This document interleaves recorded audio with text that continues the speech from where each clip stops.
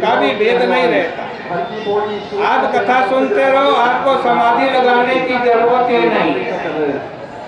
कथा सुनते सुनते ध्यान से भगवान की कथा सुनोगे ना, तो कथा सुनते सुनते ऐसी प्रसन्नता प्राप्त होगी जैसी समाधि में मिलती है। किसी से आसक्ति नहीं होगी, भगवान से प्रेम हो जाएगा, भक्ति मिल जाएगी, जिससे तुम अनंत अद्वैत से एक हो जाओगे। ऐसा कौन समझदार पुरुष है जो भगवान की कथा के प्रति प्रीति नहीं करेगा? कौन निवृत्तो हरि कथा सुरतिम न कुर्या। बुद्धि निवारण हो जाने पर तो कौन ऐसा पुरुष होगा जो हरि कथा से रति नहीं करेगा? यह महावाक्य तो एक प्रकार की चुनौती है, ललकार है। गोस्वामी जी, तुलसीदास जी भी कहते हैं कि जीवन मुक्त ब्रह्म पर चरित सुनहि तजि ध्यान। जो जीवन मुक्त है, जिनको कुछ अभिलाषा नहीं, कुछ नहीं चाहिए, कुछ किसी चीज की इच्छा नहीं है, ध्यान में बैठे रहते हैं, ऐसे जीवन मुक्त पुरुष भी जब भगवान की कथा होती है ना, ध्यान छोड़ करके कथा में आ जाते हैं, कथा में बैठ जाते हैं, कथा श्रवण करते हैं।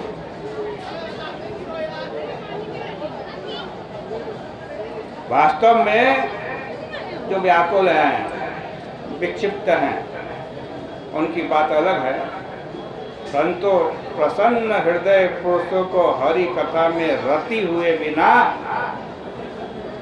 रह नहीं सकते।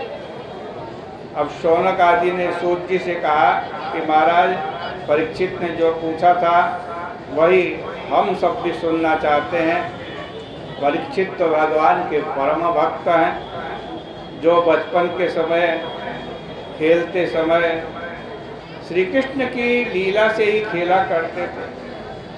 सुखदेव जी कौन है? सुखदेव जी तो व्यास जी के बेटे हैं, दूसरे वो वासुदेव परायण है, तीसरे वो साक्षात ब्रह्म है।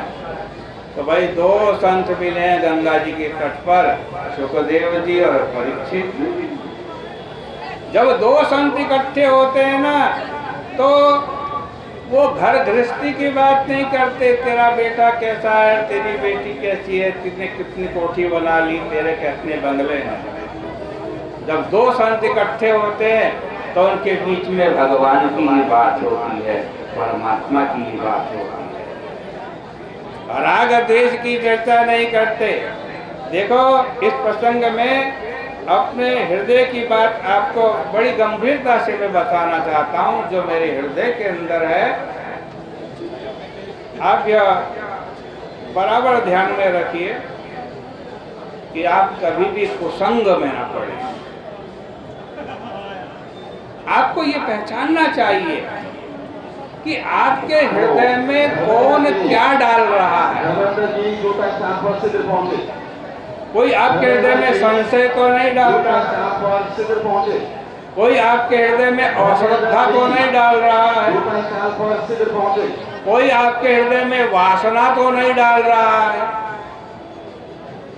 और दुखदायी चीज तो आपके हृदय में कोई नहीं डाल रहा है। अरे भाई, यदि कोई आपके कपड़ों में आग लगाने लगे, क्या आप लगाने दोगे? बर्दाश्त कर लोगे? आपके कपड़े में कोई आग लगा रहा हो, आप रोकोगे नहीं, आप आग लगाने नहीं दोगे उसको। लेकिन भाई, यदि कोई आपके दिल में ही आग लगा रहा है, तो आप उसे क्यों पसंद करते हो? जो आपके दिल में द्वेष पैदा करता है, आग लगाता है, उससे कम सावधान तो रहना चाहिए। आइए भगवान की कथा सुनिए। लोग रोज कहते हैं सूर्योदय हुआ, सूर्यास्त हो गया, लेकिन यह नहीं देखते कि हमारी आयु घट रही है। इसलिए अपनी आयु को भगवान की कथा से जोड़ते चले जाओ। क्या पेड़ नहीं जिंदा रहते? क्या लोहार की जो धोगनी है वो सांस नहीं लेती? आपसे ज़्यादा सांस लेती है।